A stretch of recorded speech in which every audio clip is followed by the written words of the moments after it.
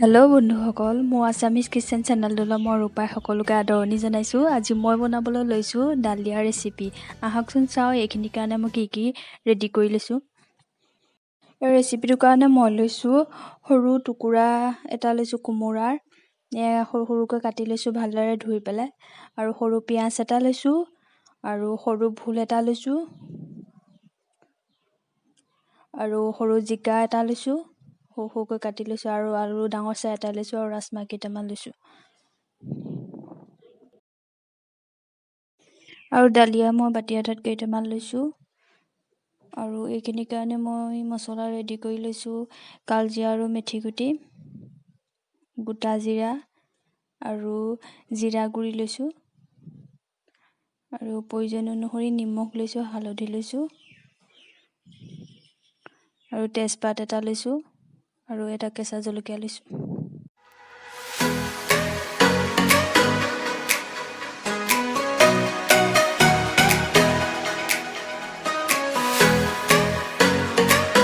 ডালিয়াখিনি বনাবৰ কাৰণে মই এটা কুকাৰ ব্যৱহাৰ কৰিছোঁ আৰু এই কুকাৰটো গেছৰ ওপৰত দি পেলাই মই গৰম হ'ব দিছোঁ। গৰম হ'লত মই প্ৰয়োজন অনুসৰি তেল দি লৈছোঁ।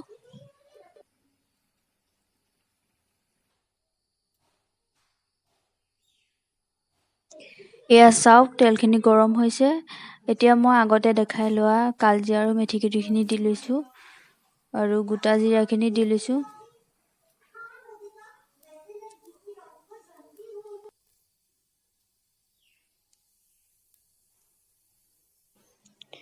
এইখিনি দিয়াৰ পিছত মই আগতে দেখাই লোৱা তেজপাত, কেঁচা জলকীয়া, পিঁয়াজ এইখিনি গোটেইখিনি দি দিম। ৰঙচুৱা হোৱালৈকে ফ্ৰাই কৰি থাকিম ভালদৰে লৰাই।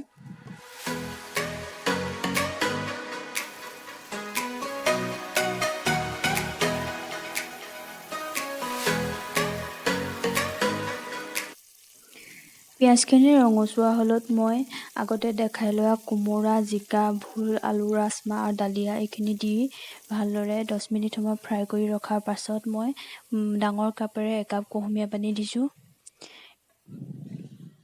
এইখিনি দিয়া মই দেখাবলৈ নহ'ল, তাৰ বাবে দুখিত।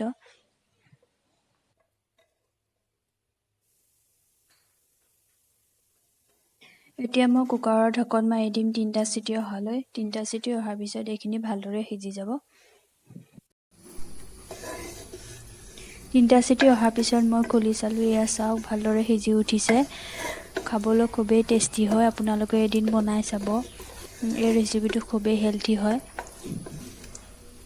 এই ৰেচিপিটো যদি ভাল পাইছে সকলোৱে লাইক কৰিব, শ্বেয়াৰ কৰিব আৰু ছাবস্ক্ৰাইব কৰিব বুলি আশা কৰিলোঁ। ধন্যবাদ।